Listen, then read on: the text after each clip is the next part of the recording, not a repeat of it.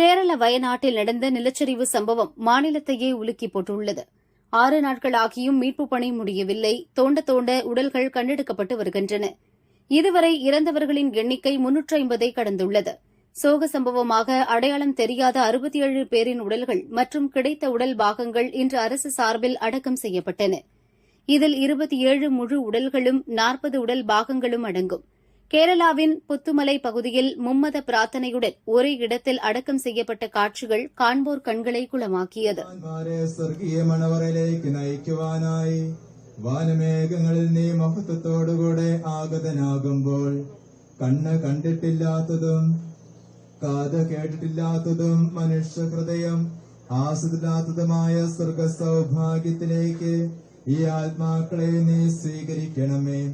അവിടെ നിന്റെ പരിശുദ്ധരോടുകൂടെ സന്തോഷപൂർവ്വം നിന്നെ പാടിപ്പുകഴ്ത്തുവാൻ വേണ്ടി നിന്റെ അനുഗ്രഹത്തിന്റെ ജലത്താൽ ഈ ആത്മാക്കളുടെ കറകൾ കഴുകി വിശുദ്ധീകരിക്കണമേ. ഇപ്പോഴും എപ്പോഴും എന്നേക്കും.